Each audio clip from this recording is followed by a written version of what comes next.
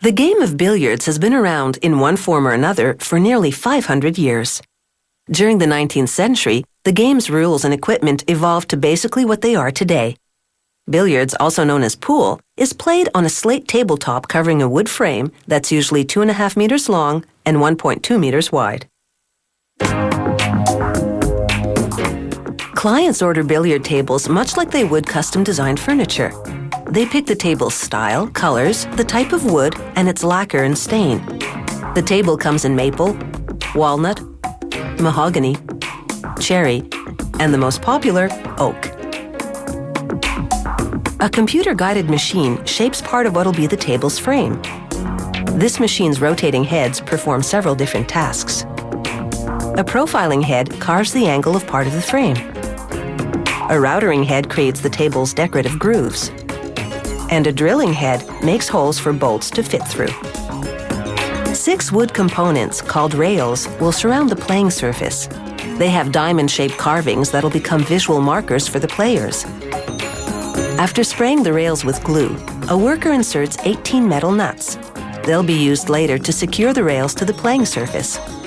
He attaches rubber strips along the sticky rails, which are just over 1 meter long.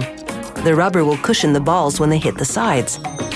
The rails then pass through a press twice to ensure the rubber adheres. Next, workers move the rails along this 9-meter-long sanding machine. Rubber wheels gently grip each rail as presses rub sandpaper along the edge and top. They skip the bottom because it'll be covered. They pass the rails through this sander several times to smooth them down. To make sure everything fits, a worker pre-assembles the 4 sides and the middle section of the frame's base. He uses 20 metal bolts and 20 nuts to join them. And he inserts 8 wooden dowels in order to align the table parts correctly. He stamps numbers on the frame sections so they can be reassembled later by pairing the same numbered parts together.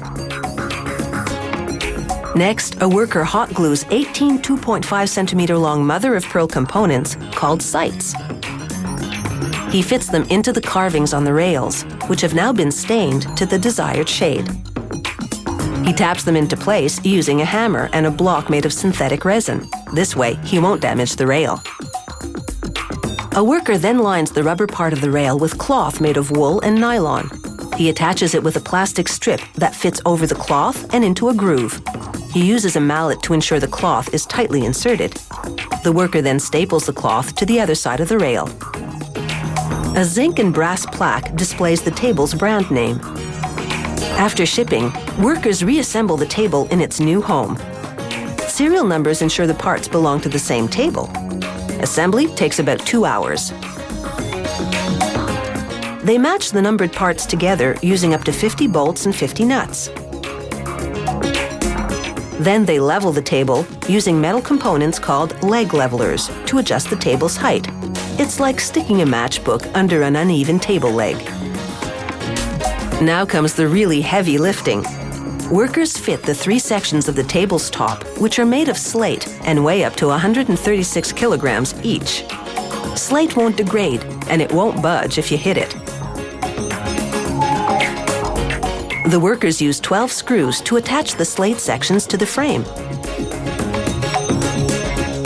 They level the sections using wedge-shaped plastic shims between the slate and the frame. Next, a worker melts wax over the cracks between the sections. He uses a scraper to smooth out the playing surface. The remaining holes will later be covered by rails. After the wax dries, they cover the table surface with cloth, which comes in a variety of colors. They cut the cloth in the corners so there won't be any creases in the lining of the pocket holes. They staple the cloth to wood strips under the slate. A worker pierces the cloth over the holes in the slate so he can later attach the rails. The 6 pockets are 15 centimeters deep and consist of a metal frame covered with a leather lattice. Workers install 18 threaded metal rods underneath the rails. Then they flip the rail assembly and insert the rods through pre-made holes in the tabletop.